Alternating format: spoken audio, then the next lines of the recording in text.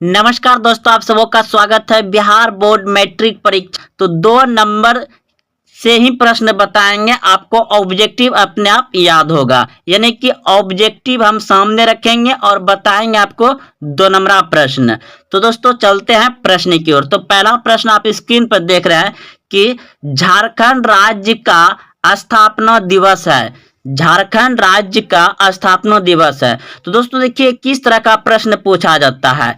स्थापना दिवस पूछ दिया गया, तो स्थापना दिवस क्या होता है? दिवस होता है जिसका जिस दिन जन्म हो उसी दिन ना मनाते हैं, तारीख पकड़ते हैं।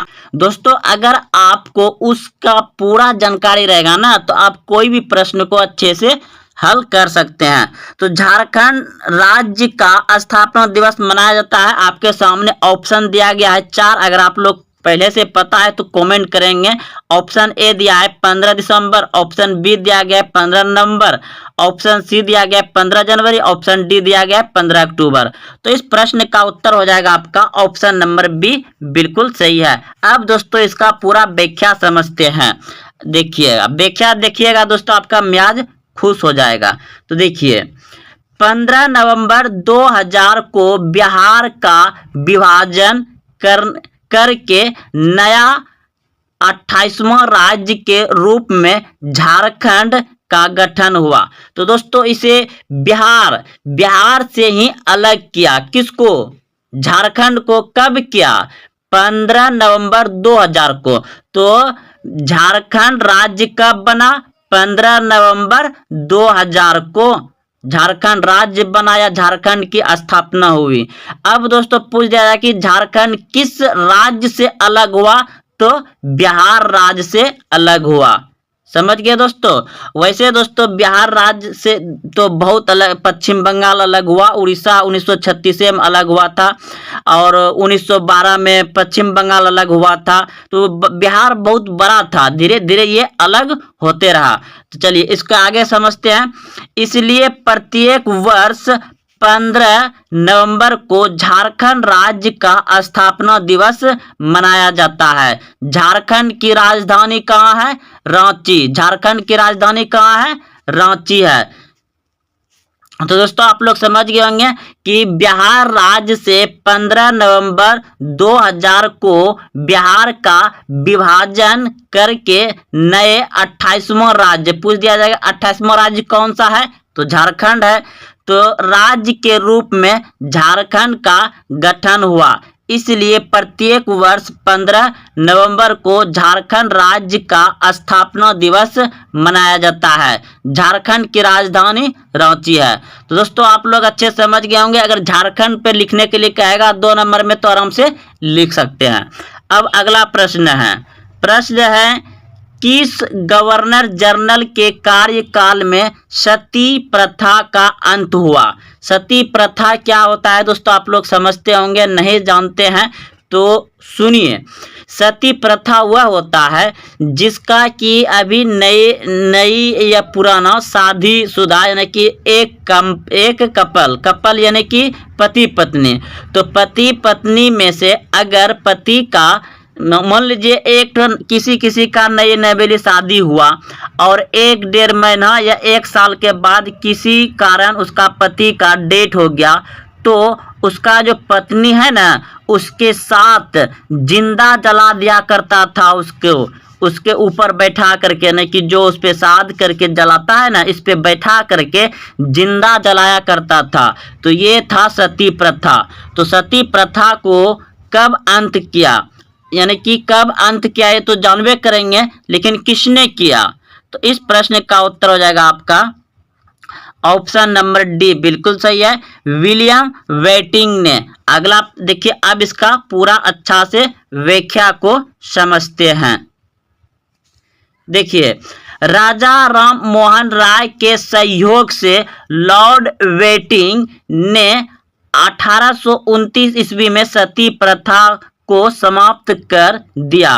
तो सती प्रथा कब अंत किया गया? सती प्रथा को कब समाप्त किया गया?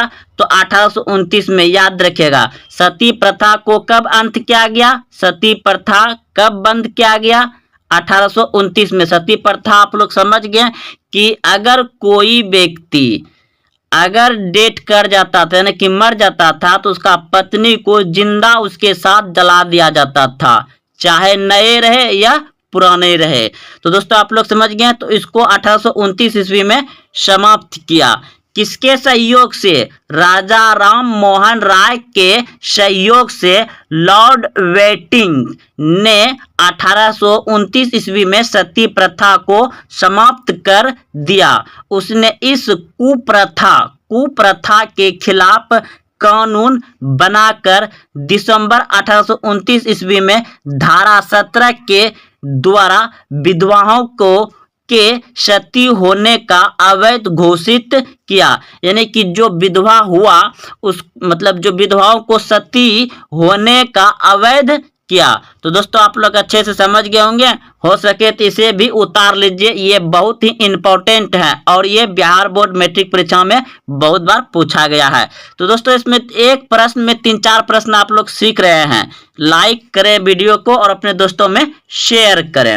अब अगला प्रश्न है, किस वर्ष गांधी जी ने दांडी यात्रा की थी? किस वर्ष गांधी जी ने दांडी यात्रा की थी? आपके सामने ऑप्शन है। ऑप्शन ए 1919, ऑप्शन बी 1923 ईस्वी, ऑप्शन सी 1942, ऑप्शन डी 1930। तो इस प्रश्न का उत्तर हो जाएगा आपका ऑप्शन नंबर डी, बिल्कुल सही है, 1930 ईस्वी। अब आगे बढ़ते हैं। देखिए इसका पूरा व्याख्या समझते हैं।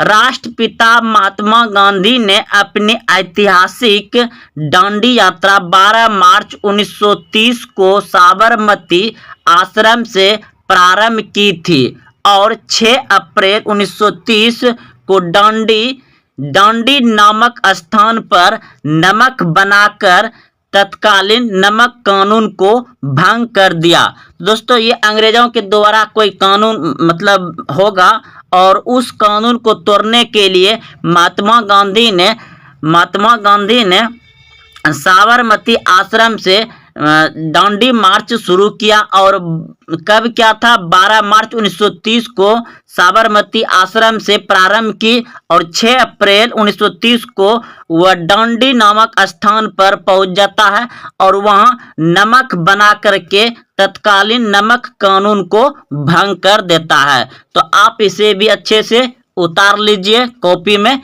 याद रखिएगा उस प्रश्न के साथ। अब अगला प्रश्न है कि हीराकुंड बांध ... पर बना है। यह प्रश्न 2023 में पूछे थे कि हीराकुंड बांध किस राज्य में है और पूछा था कि हीराकुंड बांध किस नदी पर है। तो हीराकुंड बांध किस नदी पर बना है?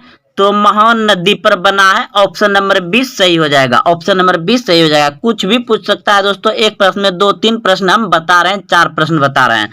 तो देखिए भारत का सबसे लंबा बांध हीराकुंड बांध है। भारत का सबसे लंबा बांध पूछ देगा तो क्या बताइएगा? हीराकुंड बांध है। यह महान नदी पर बना हुआ है। महान नदी पर बना हुआ है।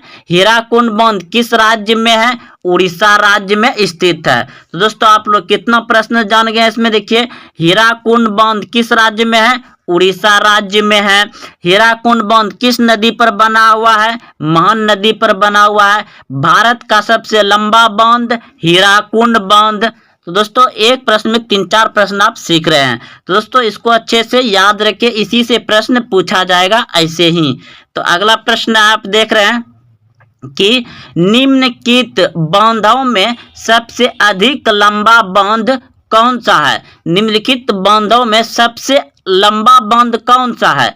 तो इनमें से कौन सा लंबा बांध होगा आपका? तो इस प्रश्न का उत्तर तो अभी आप सभी जानबे किए हैं तुरंत कि हीराकुंड बांध होगा। ऑप्शन नंबर सी हो जाएगा। हीराकुंड बांध भारत का सबसे लंबा बांध है। बांध मतलब दोस्तों बनाया गया आदमी के द्वारा। अगला देखिए, अब इसको पूरा व्याख्या समझते हैं। हीराकुंड बांध भारत में सबसे लंबा बांध है। यह महान नदी पर उड़ीसा में स्थित है। भाखड़ा नंगल बांध भारत में सबसे ऊंचा बांध है। देखिए इसमें क्या सीखने के लिए मिला? भारत का सबसे ऊंचा बांध भाखड़ा नंगल बांध। भाखड़ा नांगल बांध, भारत का सबसे ऊंचा बांध। लंबा बांध तो समझ गए आप लोग, हीराकुंड बांध जो महान नदी पर है उड़ीसा में, लंबा बांध है। और ऊंचा बांध भाखड़ा नांगल बांध है, यह सतलज नदी पर बना हुआ है। भाखड़ा नांगल बांध किस नदी पर बना हुआ है? सतलज नदी पर बना हुआ है, याद रखिए। भाखड़ा नांगल बांध किस नदी पर बना हुआ है? सतलज नदी पर बना हुआ है। और किस राज्य में है? पंजाब में है। किस राज्य में है भाखड़ा नांगल बांध? पंजाब में स्थित है। तो आप इसे भी अच्छे से उतार लीजिए दोस्तों। इनमें से प्रश्न आएगा ही आएगा, या और बिल्कुल इसी तरह से पूछता है। एक प्रश्न में 3-4 प्रश्न हम बता रहे हैं। आगे बढ़ते हैं। देखिए अगला प्रश्न है, संविधान सभा ने भारत के संविधान को कब स्वीकृति किया था? स्वीकृति किया था, स्वीकृति क्या ना कि स्वीकार किया, स्वीकार किया। संविधान सभा ने भारत के संविधान को कब स्वीकृति किया यानी कि स्वीकार किया? आपके सामने ऑप्शन दिया गया है। तो दोस्तों इस प्रश्न का उत्तर हो जाएगा आपका ऑप्शन नंबर सी हो जाएगा। 26 नवंबर 1949 को स्वीकृति किया था, लागू नहीं किया था। क्या किया था? स्वीकृति किया था, उसको स्वीकार किया या पारित किया। पारित क्या भी आ जाता है, पारित किया। लागू कब किया? 26 जनवरी 1950 को, ऑप्शन नंबर डी हो जाएगा। लागू पूछता तब, लेकिन यहाँ स्वीकृति या पारित रहता लिखा हुआ, तो आप 26 नवंबर 1949 को लिखिएगा। अब देखिए यहाँ पर लिखा हुआ आ जाएगा आपका पूरा व्याख्या, कंफ्यूजन दूर। संविधान सभा ने भारत के संविधान को 26 नवंबर 1949 को स्वीकृति किया, स्वीकृति के नाम की स्वीकार किया, एवं 26 जनवरी 1950 को इसे लागू किया पूरे देश में। तो आप इसे भी अच्छे से उतार लीजिए, एकदम इंपॉर्टेंट VVI सब प्रश्न दोस्तों। यह चीज आपको जो है ना बिहार बोर्ड जो है इस तरह से अगर तैयारी कर लीजिएगा, हम बता रहे हैं जितना वीडियो अपलोड करेंगे आप अगर मेरे साथ चलेंगे साल भर, तो दोस्तों आप बिहार बोर्ड को तो जैसे कि तैसे कर दीजिएगा। और अन्य कोई प्रतियोगिता परीक्षा में बैठेंगे ना तो वहां भी दोस्तों आप धज्जियां उड़ा देंगे प्रश्न का। तो चलते हैं दोस्तों, ठोकर खाया हुआ इंसान बता रहा है आपको दोस्तों, ये चीज याद रखिए। भारत में सबसे छोटा प्रदेश कौन सा है? तो भारत में सबसे छोटा प्रदेश यानी कि सबसे छोटा राज्य कौन सा है? भारत का सबसे छोटा राज्य कौन सा है? आप सभी भली भांति समझते हैं और जानते हैं कि गोवा राज्य है कि सबसे छोटा राज्य है, गोवा। अब देखिए इसका पूरा व्याख्या से समझते हैं और कुछ बहुत सारा जानकारी मिल जाएगा। तो भारत में क्षेत्रफल की दृष्टि से सबसे छोटा राज्य गोवा राज्य है, भारत का सबसे क्षेत्रफल की दृष्टि से तो गोवा राज्य, तथा सबसे बड़ा राज्य क्षेत्रफल की दृष्टि से क्या है? राजस्थान। राजस्थान सबसे बड़ा राज्य है भारत का और सबसे छोटा राज्य है गोवा। और एक बात दोस्तों, थार मरुस्थल किस राज्य में है? थार मरुस्थल राजस्थान में। थार मरुस्थल कहाँ है? राजस्थान में ही, याद रखिएगा। तो सबसे बड़ा राज्य हो गया राजस्थान और सबसे छोटा हो गया गोवा। अब देखिए जनसंख्या की दृष्टि से सबसे छोटा राज्य, जनसंख्या की दृष्टि से सबसे छोटा राज्य यानी कि सबसे कम राज्य, सबसे कम जनसंख्या कहाँ है? सिक्किम में। और सबसे बड़ा राज्य जनसंख्या में उत्तर प्रदेश, सबसे बड़ा राज्य जनसंख्या में उत्तर प्रदेश। देखिए दोस्तों यहाँ पर 4 प्रश्न अच्छे से समझ गए, एक बार फिर से समझते हैं। भारत में क्षेत्रफल के दृष्टि से सबसे छोटा राज्य गोवा और भारत का सबसे बड़ा राज्य क्षेत्रफल के दृष्टि से ही राजस्थान, और राजस्थान में ही पाया जाता है थार मरुस्थल। थार मरुस्थल कहाँ पाया जाता है? राजस्थान में। अब देखिए जनसंख्या की दृष्टि से सबसे छोटा राज्य, जनसंख्या की दृष्टि से सबसे छोटा राज्य क्या है? सिक्किम। और जनसंख्या की दृष्टि से सबसे बड़ा राज्य क्या है? उत्तर प्रदेश। बिहार की बात करें तो यहाँ पे जनसंख्या घनत्व हो जाएगा। जनसंख्या घनत्व अगर पूछ दिया जाए कि जनसंख्या घनत्व में सबसे बड़ा राज्य कौन सा हो जाएगा, तो बिहार हो जाएगा। घनत्व मतलब कि कम जगह ज्यादा आदमी ठूसा हुआ, घनत्व मतलब वो होता है घनत्व मतलब ठूसा हुआ, कम जगह ठूसा हुआ आदमी, तो घनत्व में आ जाएगा। तो दोस्तों चलिए फिलहाल यहाँ 4 प्रश्न आप हर प्रश्न में 4 प्रश्न 3 प्रश्न 4 प्रश्न समझ रहे हैं, तो इसे भी अच्छे से आप कॉपी में नोट कर लीजिए, सामाजिक विज्ञान। अब देखिए अगला प्रश्न है ब्राह्म समाज की स्थापना किसने की थी? ब्राह्म समाज की स्थापना किसने की थी? आपके सामने ऑप्शन है Swami Vivekananda, option B Swami Ramakrishna Paramhansa, option C Dayanand Saraswati, option D Raja Ram Mohan Roy. तो आर्य समाज की स्थापना किया था राजा राम मोहन राय ने, ऑप्शन नंबर डी सही हो जाएगा, ऑप्शन नंबर डी सही हो जाएगा। अब इसका पूरा व्याख्या समझते हैं, देखिए चलिए दोस्तों इसका व्याख्या दूसरे वीडियो में मिल जाएगा। अगला प्रश्न है वास्को डी, चलिए एक बार फिर से हम यहाँ पे आ जाते हैं। तो इस प्रश्न को अच्छे से याद रखिएगा। ब्राह्म समाज की स्थापना दोस्तों उसे व्याख्या दे सकते हैं, लेकिन टाइम थोड़ा कमी पड़ गया है, तो आप सभी अगले वीडियो में आएगा, इसका याद रखिए। ब्राह्म समाज की स्थापना किसने की थी? राजा राम मोहन राय ने। अगला प्रश्न है वास्को डी गामा किस देश का रहने वाला था? वास्को डी गामा किस देश के रहने वाला था? पुर्तगाल का, ऑप्शन नंबर डी सही हो जाएगा, याद रखिएगा पुर्तगाल। अगला प्रश्न है ब्रिटिश ईस्ट इंडिया कंपनी की स्थापना कब हुई थी? ब्रिटिश ईस्ट इंडिया की कंपनी की स्थापना हुआ था 1600 ईस्वी में। 1600 ईस्वी में ब्रिटिश ईस्ट इंडिया कंपनी की स्थापना हुआ था, अंग्रेज जो आया था व्यापार करने के लिए भारत। इस पे भी दोस्तों बहुत चर्चा होगा, अभी तो शुरुआत है दोस्तों, आगे तो देखिए क्या होता है। तो दोस्तों अगर आप यहाँ तक आए हैं तो अपने दोस्तों में शेयर करें, और हाँ आप हमसे जुड़ना चाहते हैं तो नंबर है मेरा, आप जुड़ सकते हैं, बात भी कर सकते हैं 70 70 90 89 89। इस नंबर पे दोस्तों आप बात कर सकते हैं और जुड़ सकते हैं। और अभी तक वीडियो को लाइक नहीं किए तो लाइक करें दोस्तों, ताकि हम और जुनून में आकर के बहुत अच्छे प्रश्न आए और पूरा व्याख्या के साथ प्रश्न को लाएं। तो मिलते हैं फिर दोस्तों कल। जय हिंद जय भारत।